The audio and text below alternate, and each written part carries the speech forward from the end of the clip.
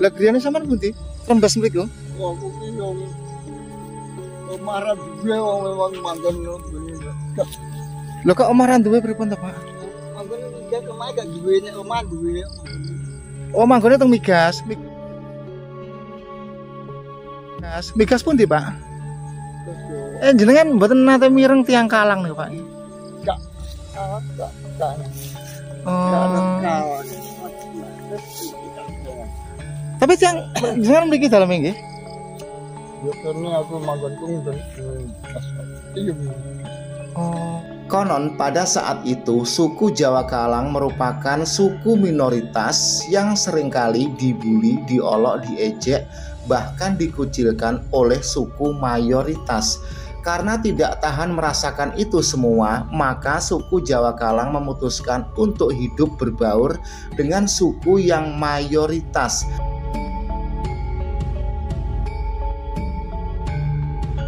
Selanjutnya, agar selama berbaur hidup dengan suku mayoritas, suku Jawa Kalang tersebut menyembunyikan asal-muasal dan jati dirinya serapat mungkin agar tidak lagi diolok, dibully, dan dikucilkan.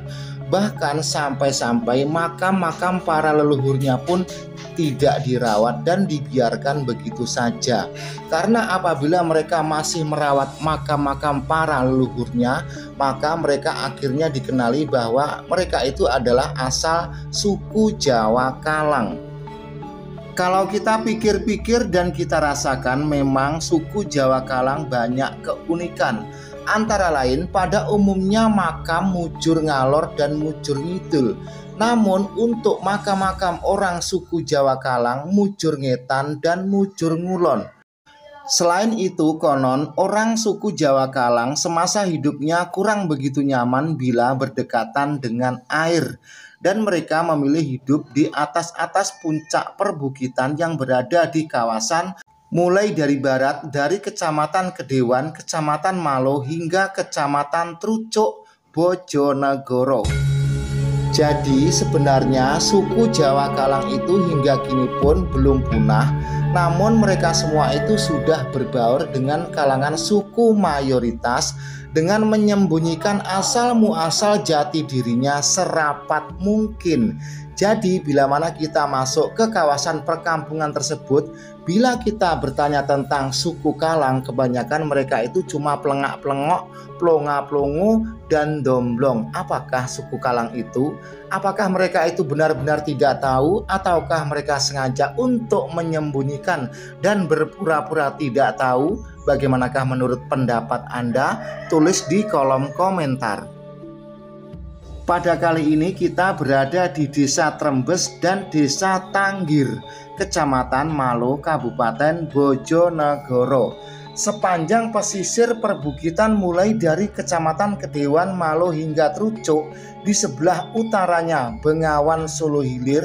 Di situ banyak perbukitan dan banyak ditemukan makam-makam tak dikenal. Kemungkinan makam tersebut adalah makam para leluhur suku Jawa Kalang yang ada di wilayah Bojonegoro.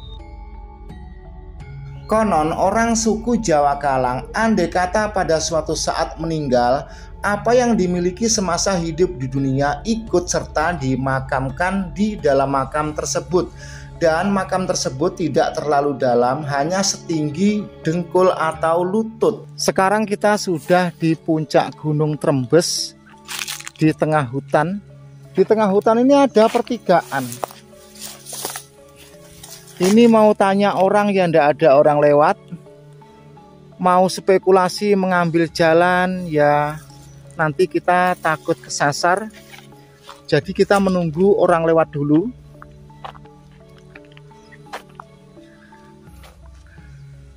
Karena di dalam hutan ini banyak sekali makam-makam orang suku Kalang.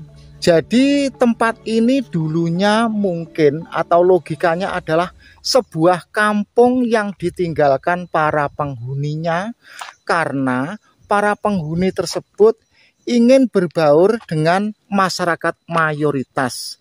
Sehingga para penghuni yang ada di hutan ini atau suku orang Kalang tersebut sengaja menghilangkan jejak jati dirinya agar tidak dikenali bahwa mereka itu adalah dari suku Kalang, ya toh, paham? Makam para leluhur mereka itu sengaja dibiarkan karena nanti kalau mereka itu masih memundi-mundi makam punden para leluhurnya, kan akhirnya dikenali toh, oh ini wong Kalang iki, wong Kalang. Mungkin seperti itu ya. Ini logikanya seperti itu. Dilanjut. Nah, dari pertigaan yang tidak kita kenali kode-kodenya tadi, kita berjalan ke arah timur sekitar kurang lebih 700 meter. Nanti ada sebuah pertambangan manual milik Pertamina. Seperti ini. Artinya ini sebuah pertambangan milik Pertamina namun dikerjakan manual oleh warga. Dari tempat ini ke arah timur sekitar 400 meter nanti ada jalan setapak. Kita masuk belok kiri. Mengenai tempat pertambangan manual ini, kali ini kita sekilas melewati saja. Tidak banyak yang bisa Pak dijelaskan karena juga tidak ada pekerjanya. Dalam waktu dekat kurang lebih seminggu ke depan kita mereview tempat pertambangan Pertamina ini seperti apakah dan bagaimanakah kelanjutannya. Oke, kita lanjut ke lokasi makam apa itu ya, suku, bisa dikatakan suku primitif atau suku yang susah dikenali yang berada di Bojonegoro. Oke, lanjut. Nah, jadi jalannya seperti ini. Berbeda dengan jalan bypass ring road yang ada di perkotaan. Kalau di perkotaan jalannya aspal cor, tapi di sini jalannya ya batu-batu seperti ini. Sekarang dilanjut, kita menuju ke timur dengan jalan seperti ini. Jadi dari pertambangan manual itu tadi, kita ke arah timur. Kurang lebih berapa meter? Ya, sekitar 300 meter lah. Sebaiknya Anda bila mana ingin datang ke tempat ini ya membawa teman atau membawa air, karena di sini jarang orang lewat. Andai kata Anda bertanya-tanya itu, waduh susah, saya aja di sini udah 4 jam tidak ketemu orang satupun mau tanya. Terus setelah kita berjalan ke arah timur kurang lebih ada 300 meteran ya. Nah, di sebelah kiri jalan ini ada semacam gardu atau trafo listrik. Di sebelah kirinya atau timurnya sedikit ada sebuah pertigaan. Nah, jadi pertigaan ini kita masuk. Ini jalannya naik atau nanjak. Sebaiknya kalau ke sini jangan pas wayah musim hujan. Usahakan saat musim kemarau.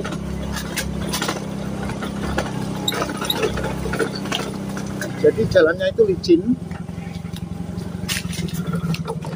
Nah, di kawasan ini, di timbun-timbunan semak-semak, itu sudah banyak makam-makam liar atau makam yang tidak terawat. Ya. Jadi ini, di kawasan ini, nah itu masuk-masuk ke dalam itu banyak makam-makam berdemping batu yang tidak terawat atau makam liar. Sekarang kita lanjut. Kali ini kita mendatangi makam yang gampang dicari saja ya. Masya Allah jalannya, ya Allah.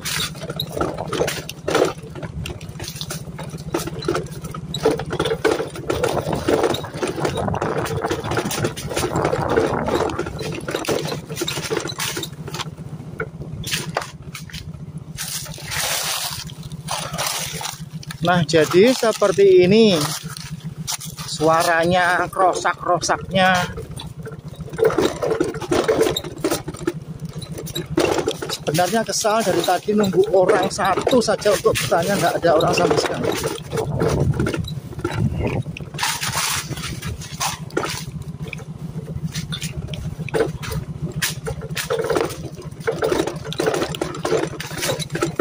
Andai kata kita jumpa satu orang warga gitu saja, gampang lah bisa jadi sebuah panduan.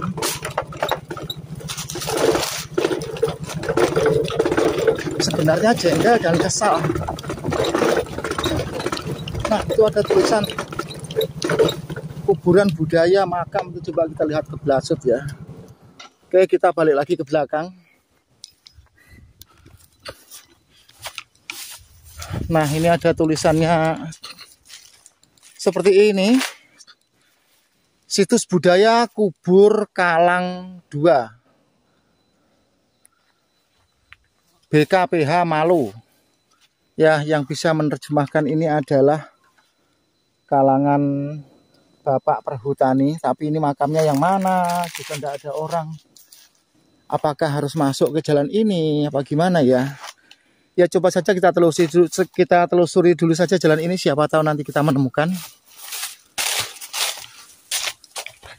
Andai kata situs budayanya itu ada tulisannya gitu ya, gampang lah kita menemukan ya. Ini kita lewat kebun jagung.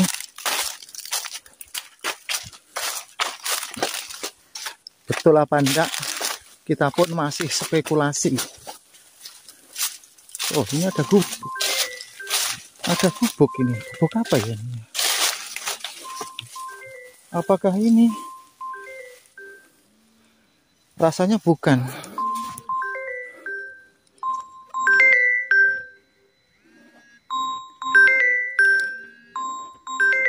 Sebentar ya, ini HP-nya bunyi. Coba kita cari lagi. Yang mana ini situs budaya kok jalannya kok yang ini itu gimana ya?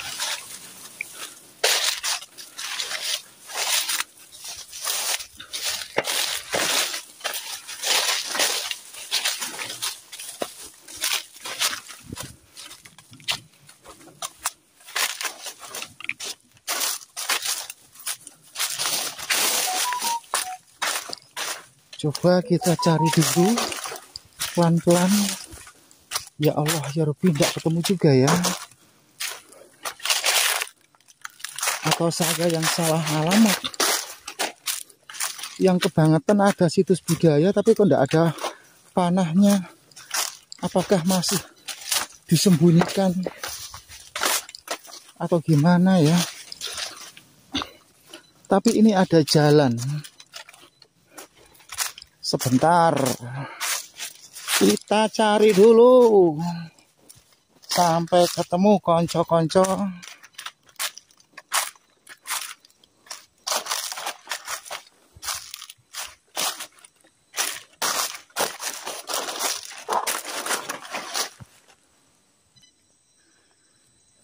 Kita sampai masuk hutan yang begitu semak, tidak ada orang satupun.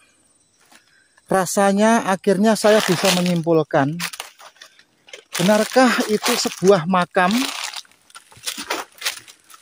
Karena apa? Yang kita bikin sebagai tolok ukur logika adalah kita sendiri saat datang ke tempat ini. Dengan alam seperti ini, saya merasakan sangat tidak betah dan haus sekali. Iya kan? Apalagi tidak ada air.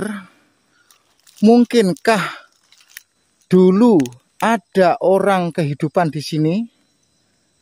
Dan mungkin pulakah orang yang berada di kampung yang jauh dari tempat ini memakamkan seseorang di tempat seperti ini yang sangat begitu jauh?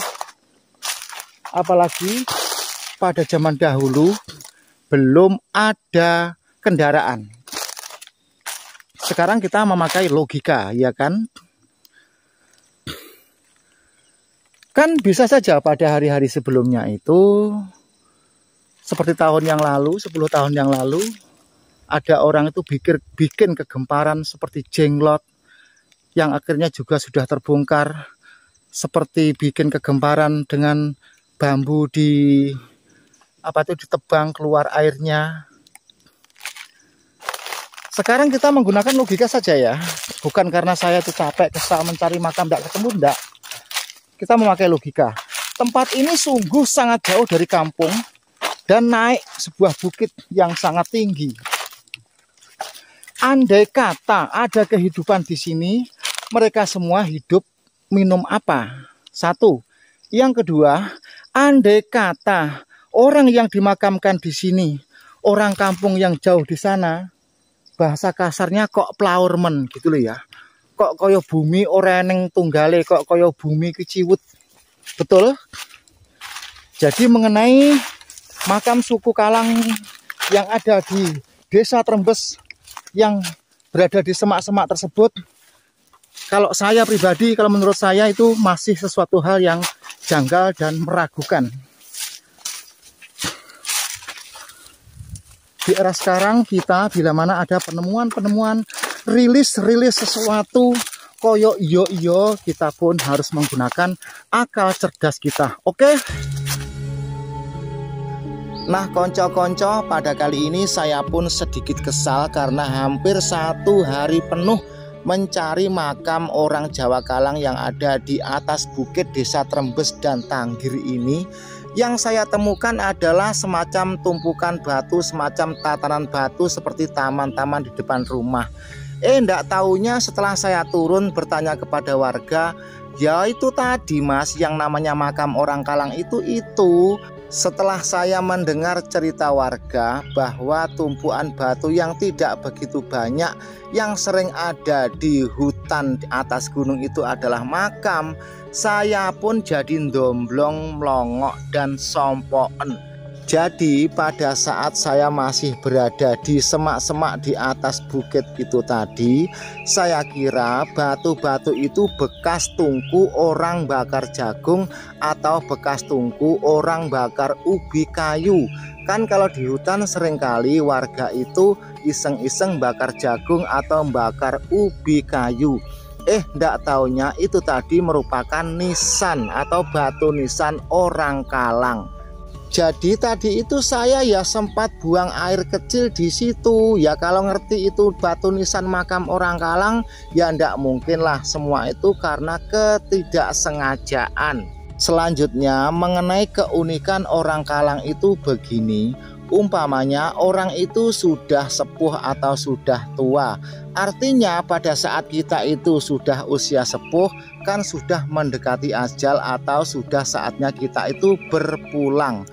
Lalu karena mereka itu merasakan sepuh dan merasakan bahwa hidup di dunia ini harus sudah saatnya berakhir, maka biasanya mereka itu bikin semacam lubang galian untuk menempatkan dirinya sendiri, paham ya?